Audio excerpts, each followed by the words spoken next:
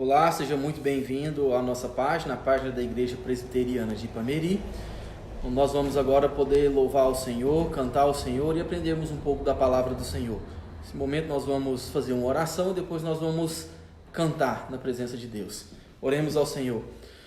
Senhor, nós nos colocamos diante do Senhor, pedimos a Deus a direção do Senhor para as nossas vidas. Nos perdoe, ó Deus, dos nossos pecados. Aceite, ó Deus, o nosso louvor e que o Senhor venha falar, ó Deus, profundamente em nosso coração. Fale com cada um de nós. Em nome de Jesus. Amém e amém. Vamos cantar.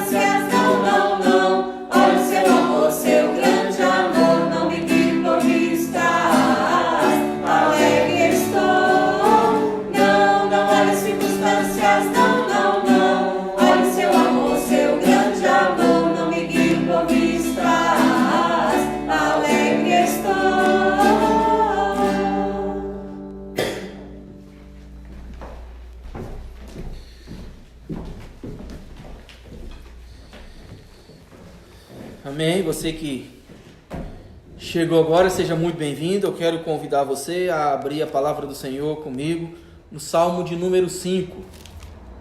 Salmo de número 5, nós vamos fazer a leitura do versículo 1 até o versículo 8.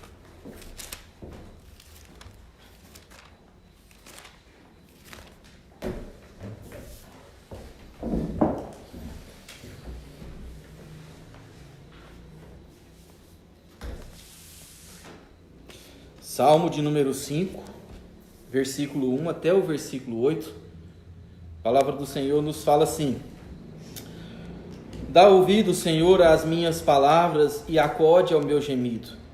Escuta, Rei meu e Deus meu, a minha voz que clama. pois a ti é que imploro. De manhã, Senhor, ouves a minha voz, de manhã te apresento a minha oração e fico esperando, pois tu não és Deus que se agrada com a iniquidade, e contigo não subsiste o mal.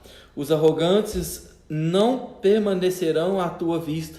Aborreces a todos os que praticam a iniquidade. Tu destróis os que proferem mentiras. O Senhor abomina ao sanguinário e ao fraudulento. Porém tu, pela riqueza da tua misericórdia, entrarei na tua casa e me prostrarei diante do teu santo templo, no teu temor. Senhor, guia-me na tua justiça, por causa dos meus adversários. Endireita diante de mim o teu caminho. Amém. Vamos orar ao Senhor, buscar a presença de Deus e a direção do Senhor para as nossas vidas mais uma vez. Senhor, nós nos colocamos diante do Senhor, pedimos, ó Deus, a direção do Senhor, que o Senhor, ó Deus, através do teu Espírito Santo, ilumine o nosso entendimento, abra o nosso coração, perdoe, ó Deus, os nossos pecados, aquilo, ó Deus, que nós temos feito e fazemos, ó Deus, que desagrada o Senhor. Que neste momento, ó Deus, só leve o nosso pensamento cativo ao Senhor e que a tua palavra, Senhor, fale profundamente conosco. Em nome de Jesus. Amém e amém. Normalmente nós gostamos de categorizar a nossa vida. Nós normalmente nos dividimos entre razão e emoção, ou coisas racionais ou coisas emocionais. O racional é onde normalmente nós tomamos as nossas decisões e falamos que nós agimos por meio da razão, usando o conhecimento como base para tomar as nossas decisões. Enquanto o emocional, nós tomamos as nossas decisões ou agimos por meio da emoção. Quando se trata também de assuntos de fé, o racional normalmente é enfatizado a palavra de Deus e o conhecimento que nós temos do Senhor, enquanto o emocional é enfatizado aquilo que nós sentimos, que nós experimentamos com nossas emoções diante de Deus. E isso muitas vezes parece ser uma escolha exclusiva, ou mente ou coração, que na verdade não é assim. Sabemos que nós somos um ser único. Quando nós olhamos esse salmo nos mostra que Deus age dessas duas formas. Como muito bem foi dito por um autor desconhecido, se você conheceu o autor, eu não consegui achar, você pode comentar aí embaixo o nome do autor, né? Ele diz que há um lugar nas escrituras onde mente e coração se encontram, onde os pensamentos e as emoções se juntam, que são os salmos de lamentos. São 59 salmos onde nós podemos observar que embora mente e coração sejam importantes, existem tempos em que um precisa lidar com o outro, em que um precisa ajudar o outro, em que um se complementa com o outro. São situações em todos esses salmos vividas pelos homens de Deus, pelos autores aqui, que viveram situações que mexeram demais com suas emoções e que são situações em que apenas a fé racional foi o elemento certo, ou trouxe sanidade, ou trouxe serenidade para que esse homem ou essa mulher então pudesse tomar a sua decisão e sair daquela situação com sabedoria diante de Deus. O Salmo 5 é um desses salmos, assim como o Salmo 3 e o Salmo 4, que nós já mencionamos aqui, e possivelmente está na nossa página aí, se você quiser olhar esse salmo, você vai ver que nós já falamos sobre esses salmos. E esse salmo é realmente uma oração genérica que mostra como que nós devemos nos aproximar de Deus, se nós quisermos sermos ouvidos por Ele. E a partir do momento que nós nos aproximamos de Deus da forma correta, e nós então passamos a ser ouvidos por Ele, o que nós podemos esperar então dessa nossa entrada na presença de Deus? O Salmo 5, a fim de contextualização, ele é um lamento individual onde o salmista apresenta o seu clamor de maneira dinâmica diante de Deus, dividido em pelo menos 5 estrofes. E dessas 5 estrofes, 3 nós vamos abordar hoje para a nossa meditação. Na primeira estrofe, versículo 1 ao versículo 3, é onde então o salmista pede a Deus para que a sua oração seja aceita. E então, na segunda estrofe, que vai do versículo 4 até o versículo 6, é onde ele se lembra que as pessoas más não têm lugar na presença de Deus, mas aqui a gente entende como pessoas que são deliberadamente cometem pecado diante de Deus. Então ele entra depois na terceira estrofe, do versículo 7 e versículo 8, onde quando ele entende isso, ele então se volta para Deus novamente e expressa o seu desejo de adorar e a necessidade de oração para que ele de fato consiga então adorar a Deus do jeito que Deus quer que nós nos acheguemos na presença dele. Mas então, na quarta estrofe, versículo 9 e versículo 10, ele então olha novamente para os ímpios e ele lembra dos males humanos da língua. E ele então se volta para ele e por fim, na estrofe 5, verso 11 e verso 12, ele então conclui colocando a sua confiança diante de Deus e orando por proteção e bênção. Percebem que em 3 estrofes, primeira, segunda, a primeira, terceira e quinta, o salmista está diante de Deus com os olhos exclusivamente apontados para ele, e que depois em outras 2 estrofes, estrofe 2 e estrofe 4, ele então tira os olhos do Senhor e se volta para os ímpios e tem a sua emoção e os seus sentimentos abalados por isso. Olha só, é nesses contrastes, nessas indas e vindas que esse salmo de número 5 então acontece. Veja se não é essa mesma tensão entre razão e emoção, razão ser como princípio da nossa fé e emoção com os sentimentos que acontecem conosco, que sempre fica balançando aqui no coração dele. O Salmo 5, ele ilustra com clareza as polaridades e tensões que caracterizam algumas dimensões da nossa vida de oração. De um lado, há um Deus. E de outro lado, há os humanos maus que fazem coisas ruins para as nossas vidas e que fazem muitas vezes com que nós desviemos os olhos do Senhor. Olha como isso é constante nas nossas vidas. Além dessa identificação aqui do Salmo número 5, com relação à oração de Davi, que é o autor desse Salmo, com a nossa vida de oração, eu gosto muito da interpretação feita por um teólogo americano chamado James Boyce. Apesar que ele usa esses salmos de lamentos aqui para mostrar a intensidade da vida de oração de Davi. Apesar de não ser consenso entre os teólogos, eu acho muito interessante a observação que ele faz desses salmos aqui. Para ele, esses primeiros salmos de lamento, eles devem ser olhados em conjunto, porque ele acredita que ele mostra uma sequência clara que apresenta a vida de oração constante de Davi na presença de Deus. Ele mostra que Davi busca a Deus tanto nas primeiras horas do dia como nas últimas horas do dia.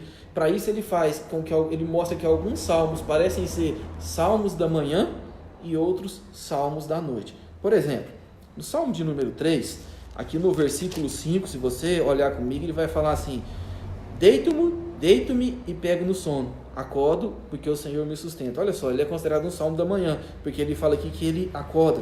No Salmo 4, já considerado por ele um salmo da noite, ele fala, por exemplo, aqui no versículo 8, quando ele diz assim: em paz me deito e logo pego no sono, porque Senhor, tu me fazes repousar seguro. Percebam que há ênfase no deito, pego no sono e me faz repousar. Então depois ele entra no Salmo de número 5, aquele que nós estamos vendo, onde ele chega no versículo 3 e fala: de manhã, Senhor, ouves a minha voz. De manhã te apresento a minha oração e fica esperando. Um salmo da manhã.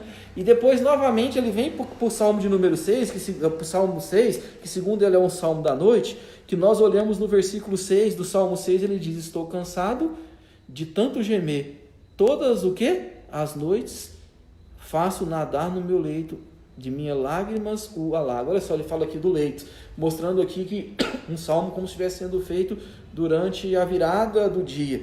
O que isso mostra para o nosso coração? É uma maneira de dizer que todo o nosso dia, desde o nascer ao pôr do sol, deve ser na presença de Deus em oração. Quem não lembra daquilo que Paulo diz? Orai sem cessar. Inclusive, se não me engano, é o lema da SAF desse ano, né? Orai sem cessar. Charles Spurgeon, certa vez, escrevendo o seu livro, olhando a vida de Davi, chamado O Tesouro de Davi, ele disse assim: a oração deve ser a chave do dia e a fechadura da noite.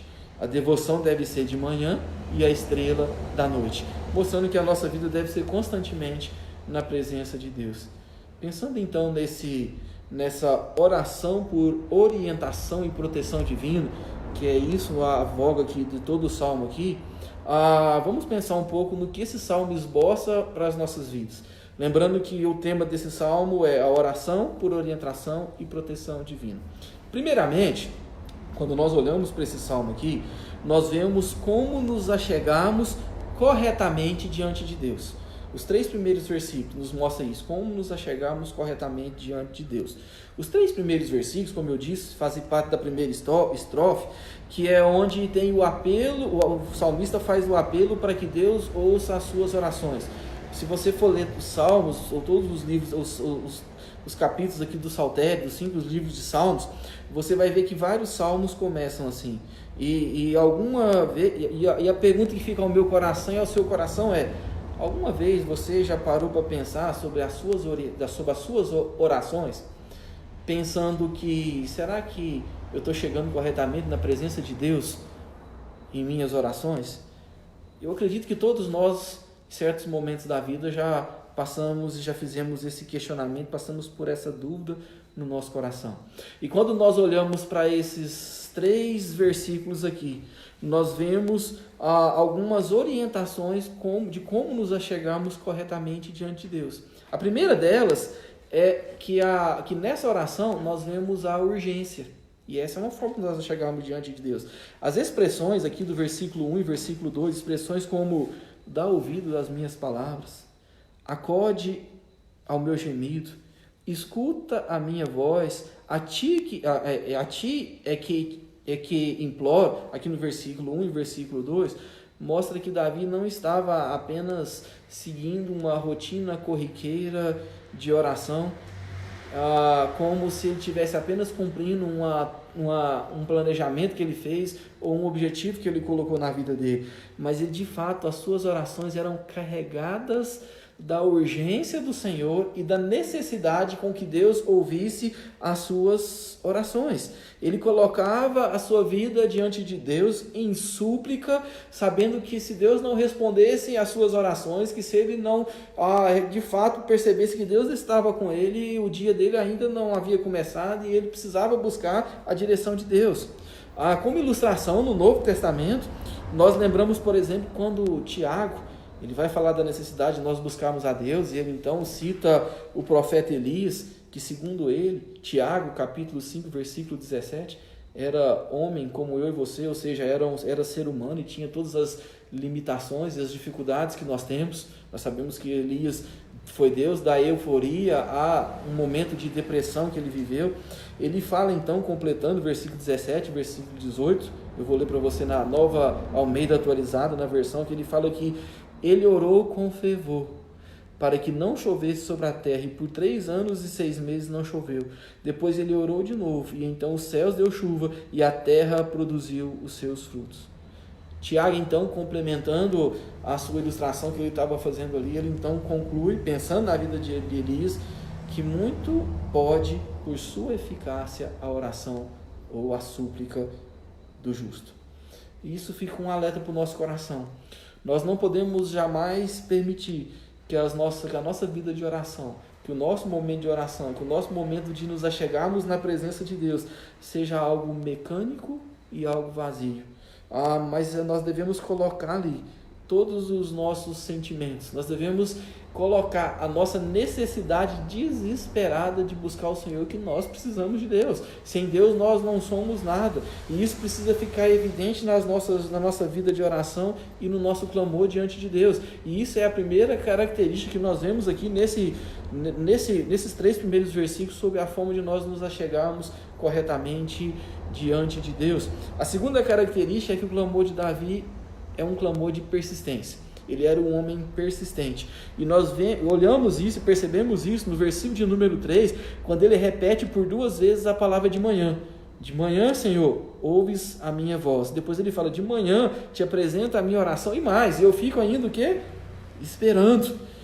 Essa repetição mostra que além de ser algo constante, a busca do salmista era a primeira opção do seu dia, e isso acontecia todos os dias. Ele sempre buscava ao Senhor. Isso nos lembra um momento em que o Senhor contou, que o Senhor ensinou uma parábola sobre um juiz iníquo que não queria advogar ou não queria julgar a causa de uma senhora que então, diante de várias vezes que ela insistiu para ele então resolveu, nem que seja para ficar livre daquela insistência dela, ouvir e atender e julgar aquela causa dela. E naquele momento Jesus então faz uma aplicação dizendo, será que Deus não fará justiça aos seus escolhidos, que ele mesmo... Que a ele clamam dia e noite, embora pareça demorado em defendê-lo? Ele fala isso lá em Lucas capítulo 18, versículo 7, e a ideia é que nós devemos ser persistentes em nossas orações, mesmo que por algumas razões que nós não entendemos, às vezes nunca vamos entender aqui enquanto está na terra, ou às vezes quando nós estivermos em outras etapas da nossa vida nós vamos entender, essas respostas parecem demorar demais. Mas nós devemos ser insistentes nas nossas orações. Conta-se que George Miller, um servo de Deus que fundou vários orfanatos na Inglaterra no século XVIII, ele viu muitas orações dele serem respondidas. E se você olhar e buscar, você vai ver orações miraculosas de coisas que Deus respondeu para ele ali na hora ou em outra hora. Mas conta que quando ele ainda muito jovem, ele começou a orar por 2 amigos, para que Deus convertesse esses 2 amigos deles. E ele orou por 60 anos por esses 2 amigos, incessantemente, todos os dias. Um deles se converteu praticamente no último ano da sua vida. Foi praticamente o último culto que Miller fez em que esse amigo dele se converteu. E o outro amigo dele, infelizmente, ele não viu se converteu quase um ano depois da sua morte. Mas o que nós vemos aqui é que claramente nós devemos orar e não desistir. Como bem nos disse o Senhor Jesus Cristo, nós devemos orar com fé, orar sempre e nunca esmorecer. Então ele foi persistente, ele orou com urgência. E ele também, a terceira característica que é que Davi ele clamou a Deus com expectativa. Olha só, nós vemos isso quando ele chega no versículo 3 e ele fala que ele orava e ficava o quê? Ficava esperando. Ele tinha expectativa, ele orava com fé, ele acreditava que Deus iria responder às orações dele. E aqui é muito interessante porque esse verbo aqui, ficar esperando, diferentemente do que nós estamos acostumados no nosso português, no hebraico, que é a língua original que foi escrito esse texto aqui, o verbo nem sempre ele significa o tempo, mas ele significa a intensidade com que aquilo é feito. Então, quando você pega um verbo no hebraico, ele fala a intensidade. E quando ele fala aqui que ele ficou esperando, esse verbo ele é conjugado na forma mais intensa que existe no hebraico. Ou seja, isso mostra que ele de fato buscava a Deus com todo o seu coração, esperando o momento que Deus fosse responder às suas orações. Ele cria de todo o coração que Deus ouvia e que Deus iria responder às suas orações. Ele orava a Deus com fé, ele orava a Deus crendo que Deus falaria com ele. E quando nós olhamos para a nossa vida de oração, nós sabemos que nem sempre a vontade do Senhor é a nossa vontade. Nós temos as nossas limitações, nós temos os nossos pecados, nós nem sempre entendemos qual é o melhor para as nossas vidas, e Deus sim sabe o que é melhor para as nossas vidas, e nem sempre Deus responde aquilo da forma que nós gostaríamos que Ele nos respondesse. Mas isso não quer dizer que Ele não nos responde. Sempre Deus nos responde. Que Deus alimente o nosso coração, que Deus alimente o coração do seu povo, com essa firme expectativa de que Ele não só ouve as nossas orações, mas que Ele tem todo o prazer em responder às nossas orações, segundo a sua boa vontade, que é agradável e perfeita. Que Deus coloque isso no nosso coração. Então, a primeira coisa que nós vemos aqui nessa primeira estrofe desse salmo aqui, onde ele ora pedindo a direção de Deus, é a forma com que nós devemos nos achegar a Deus. Em segundo lugar, nós vemos aqui nesse texto, e eu gostaria de pensar com você, já no versículo 4 até o versículo 6, é que a santidade de Deus aqui, ela é colocada em confronto com os nossos pecados. Davi aqui, ele olha para a santidade de Deus e confronta o homem pecador que ele é, e isso incomoda a vida dele. Essa segunda estrofe é aquela que fala a verdade de que Deus não escuta a oração do ímpio. E é interessante nós pensarmos que desde o Salmo 1 até aqui ao Salmo 5, nós vemos os autores mencionando os ímpios, mesmo que de forma diferente. O Salmo 1, nós vemos que o salmista coloca ali considerando o caminho dos justos e o caminho do ímpio, lá no versículo 6. Quando nós pegamos o Salmo 2, nós vemos ele traçando aqui o levante dos ímpios contra Deus, particularmente os reis e os governantes da terra. Salmo 2, versículo 2.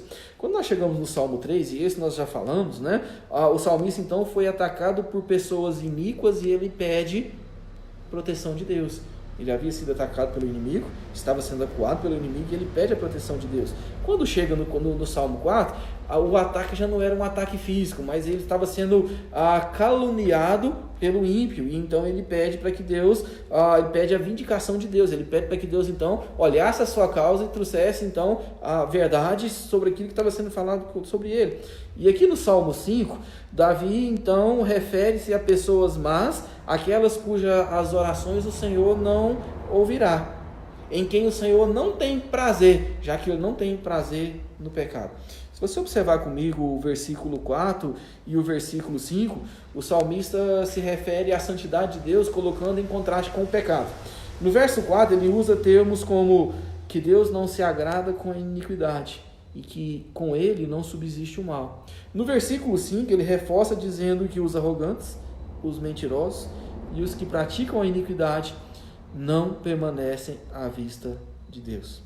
Penso eu que Davi está aqui se distinguindo das pessoas más, lembrando e ministrando a si mesmo que ele deve ser diferente do ímpio, para que ele possa ser ouvido por Deus. Porque se ele agir da mesma forma que o ímpio age, se ele viver pecando da mesma forma que o ímpio peca, se ele cometer essas atrocidades que ele fala aqui da mesma forma que o ímpio faz, ele não vai ter suas orações ouvidas diante de Deus.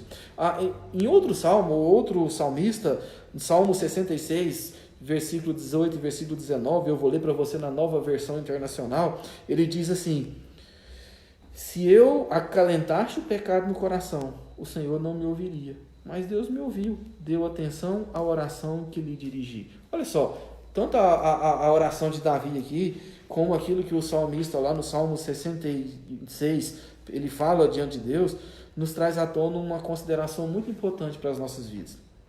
É que normalmente nós tratamos o pecado como algo muito menos ruim ou muito menos danoso às nossas vidas, como de fato ele é.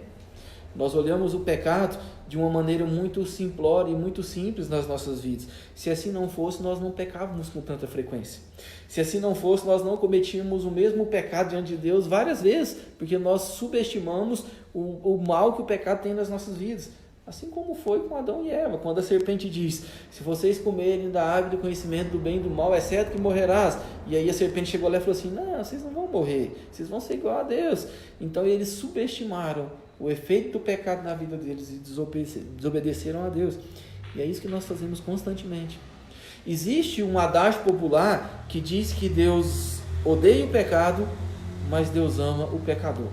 E é interessante porque quando nós olhamos para esse salmo aqui, parece que isso não se aplica em todos os seus termos. No versículo 5 do texto que nós lemos aqui, o texto fala no final, na parte B, que Deus aborrece todos aqueles que praticam o mal. E para nossa surpresa, aborrecer, esse verbo aborrecer no original é odiar, como muito bem foi traduzido pela Nova Versão Internacional e pela Nova Almeida Atualizada, que são as novas versões que estão saindo agora. No entanto, que o apóstolo Paulo fala que antes da redenção em Cristo Jesus, nós éramos o quê? Inimigos de Deus. Deus só não odeia, Deus simplesmente não odeia o pecado, mas ele também odeia quem comete o pecado, quem vive no pecado, quem deliberadamente vive pecando.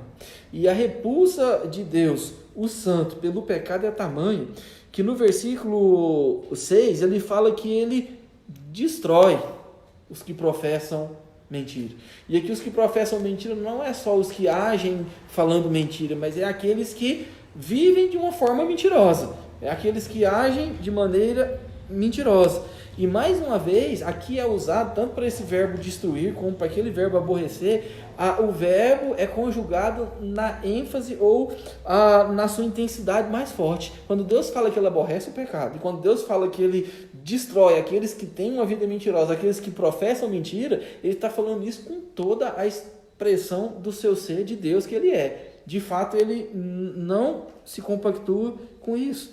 E aqui mostra a intensidade do contraste entre o Deus que é santo e os nossos pecados. Não é à toa que Isaías, quando ele chegou ali diante de Deus, diante da glória de Deus, e quando ele viu o trono de Deus, e que ele então olhou e ele disse: ai de mim, eu vou morrer, sou homem pecador, eu sou pecador, sou de uma geração pecadora, e os meus olhos virão o rei. E ele precisou ser limpado por Deus, ele precisou ser purificado por Deus, porque a santidade de Deus é totalmente oposta ao homem pecador.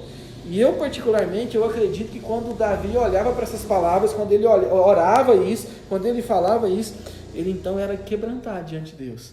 Ele ministrava ao seu próprio coração, ele chegava à conclusão quão pecador ele era e quanto ele precisava buscar a santidade de Deus e se afastar da iniquidade.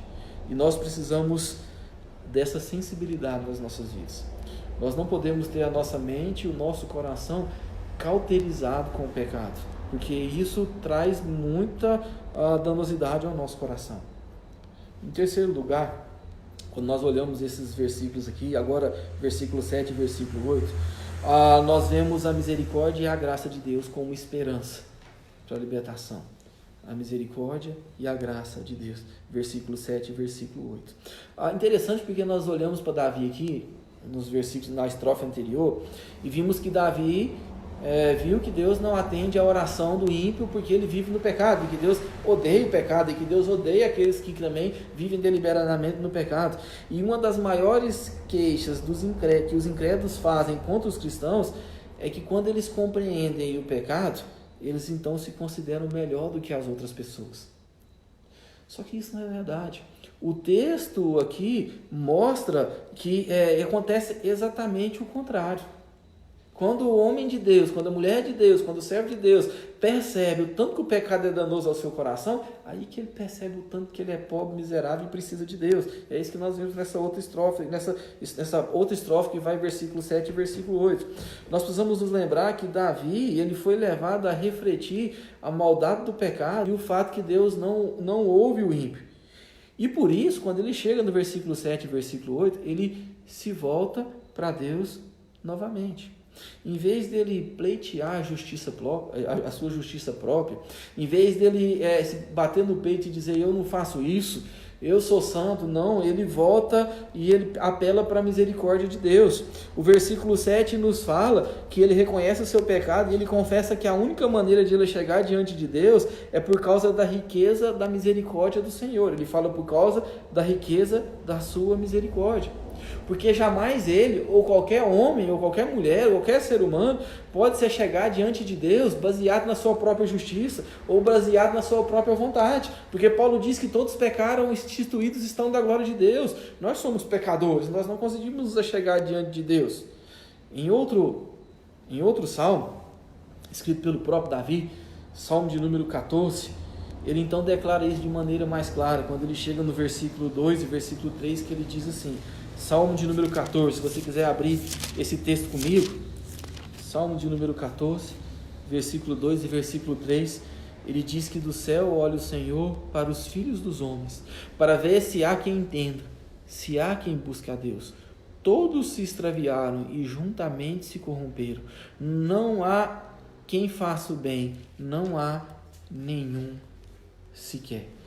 Somente pela misericórdia e pela graça de Deus que o ser humano pode se aproximar do Senhor. pode se aproximar dele. Se não for por isso, nós jamais poderemos chegar diante de Deus, porque nós somos consumidos pela glória do Senhor. Nós lemos textos como esse, nós devemos nos lembrar, por exemplo, da parábola que Jesus contou sobre o fariseu e o publicano. O fariseu se considerava justo. E quando ele chegou ali, Lucas capítulo 18, ele diz que dava graças a Deus, porque ele não era como os homens roubadores, como os homens injustos, como os adúlteros, ou como aquele próprio publicano que estava do lado dele. Ele ainda batia no peito e dizia: eu jejuo 2 vezes por semana, eu dou dízimo de tudo que eu ganho. Enquanto isso, aquele pobre publicano mais distante considerava indigno, nem considerava digno de olhar para o céu, simplesmente chegou diante de Deus e orou: Deus, se propício a mim, pecador. E ali nós vemos claramente a misericórdia e a graça do Senhor ficando evidente. Jesus disse que esse publicano foi ele que desceu para sua casa justificado, e não o fariseu. E ele complementa dizendo que todo aquele que se exalta será humilhado, mas o que se humilha será exaltado. Antes de pedir qualquer coisa para Deus, Davi começa a pedir outras coisas aqui no versículo 8. Antes de pedir qualquer coisa para Deus, ele então se humilhou, reconhecendo o seu pecado. E depois que ele reconheceu o seu pecado, ele então enalteceu a misericórdia de Deus, que era o único motivo, misericórdia e graça de Deus, que fazia com que ele se chegasse diante de Deus. E essa declaração de Davi, essa palavra de Davi, também traz à tona outra verdade muito importante para o nosso coração: a esperança para o perdido. Paulo, escrevendo aos Romanos, ele desvenda não apenas a condição espiritual do homem, mas ele enaltece a obra redentora de Cristo, que nos conciliou com o Pai e nos justificou. Ali no versículo 9, ele diz que nós éramos fracos. Capítulo 9, não, capítulo 5. Capítulo 5, versículo 6 ao versículo 10. Ele diz que nós éramos fracos. Ele disse que nós éramos ímpios. Ele disse que nós éramos inimigos de Deus. Mas mesmo assim, Deus provou o seu amor para por nós. Nós quem? Os eleitos. Aquele a quem Deus resolveu e decidiu, por livre e espontânea vontade, colocar o seu amor, decidiu amar. Mas Deus prova o seu amor pelo fato de Cristo Jesus ter morrido por nós, quando nós ainda éramos pecadores, quando nós ainda éramos fracos, quando nós ainda éramos ímpios, quando nós ainda éramos inimigos de Deus. E esse sacrifício, segundo Paulo, foi aquilo que nos reconciliou com Deus, foi aquilo que nos trouxe salvação, foi aquilo que nos justificou. E essa justificação é quem nos permite saber que nós podemos ter momentos de oração e que Deus ouve as nossas orações, porque quando Deus olha para nós, Ele não nos vê como ímpios, mas Ele nos vê como justificados pelos méritos de Cristo Jesus. E foi isso que Davi aqui, depois de entender, de reconhecer o seu pecado e de reconhecer a misericórdia de Deus, ele então pôde orar ao Senhor, pedindo no versículo 8 que Deus o guiasse na sua justiça e que Deus endireitasse a vida dele nos caminhos do Senhor. Ele entendeu que, sendo pecador, buscando a Deus na misericórdia dele, pelos méritos do Senhor, ele então poderia ter suas orações ouvidas. E é assim conosco. Nós reconhecemos que o nosso pecado, reconhecemos que somos pecadores, reconhecemos que não podemos nada sem Deus nas nossas vidas, mas nós então confessamos o nosso pecado ao Senhor e declaramos que Jesus Cristo é o único Senhor e Salvador das nossas vidas. Isso então faz com que a nossa vida seja reconciliada com Deus e que nós possamos então ser justificados por Deus, e Deus olha para nós não como justos, mas como justificados pelos méritos de Cristo, e nós então podemos orar e buscar e ter certeza que Deus nos ouve, ter certeza que Ele responde às nossas orações. As nossas orações, meus irmãos, precisam ser carregadas de arrependimento pelos nossos pecados, mas também pela a gratidão da graça e misericórdia de Deus, que nos fez nos achegar a Ele, não pelos nossos méritos, mas pelos méritos de Cristo Jesus. Só assim nós podemos nos chegar diante de Deus. Só assim nós podemos entrar na presença de Deus com ousadia, crendo que Ele ouve as nossas orações e que nós podemos clamar a Ele, sabendo que nós não estamos falando sozinhos, mas que nós estamos falando com o Senhor. E eu quero concluir dizendo para você que é momento de nós encontrarmos esse lugar entre a mente e o coração, esse lugar onde mente e o coração se encontram, como diz aquele escritor que escreveu sobre o Salmo de Lamentações, aonde os pensamentos e os sentimentos se juntam. É momento de nós rasgarmos o nosso coração diante de Deus e contarmos a Ele tudo aquilo que tem angustiado e deixado o nosso coração amargurado, mas crendo e ministrando ao nosso próprio coração as verdades maravilhosas que o Senhor fala nas nossas vidas. Busque a Deus com fé, crendo que Ele te ouve, mas também busque a Deus com perseverança. Não desista de colocar o seu clamor e a sua luta diante de Deus. Não desista de colocar a sua queixa diante de Deus a cada dia. Se arrependa dos seus pecados e contemple a santidade de Deus num nível maior de intimidade na sua vida. Deus quer nos elevar a um nível maior de intimidade, e para isso nós precisamos contemplar a intimidade de Deus, contemplar a santidade do Senhor. E por último, usufrua da graça e da misericórdia de Deus que foram dispensados para a sua vida. Como é que nós fazemos isso a cada dia? Você conhece a sua vida muito mais do que eu. Deus conhece mais do que você. Coloque diante de Deus, faça um exercício depois na sua casa, com mais tempo. Pegue um papel, escreva aquilo que você tem que colocar diante de Deus. Segunda parte, escreva aquilo que você tem feito deliberadamente que faz você se afastar do Senhor. Peça para que o Senhor se liberte disso. E depois comece a ministrar no seu coração essa misericórdia e essa graça de Deus. E eu tenho certeza que Deus vai te abençoar ricamente. Eu quero orar com você. Depois nós vamos cantar uma outra música. E eu quero que você não vá embora ainda. Espero para você cantar conosco esse cântico. Vamos orar.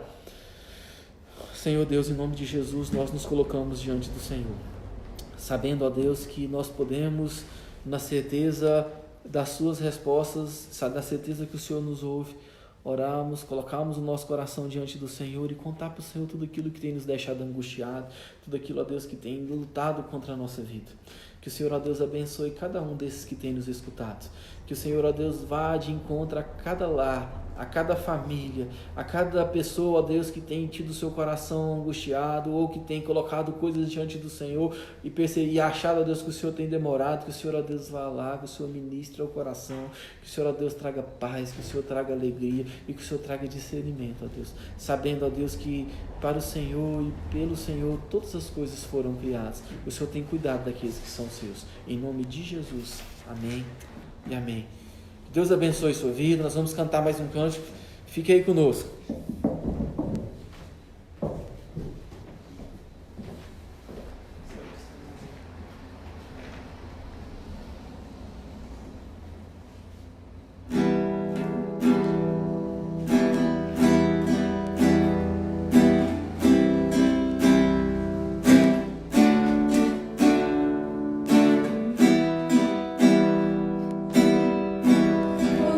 Dele por ele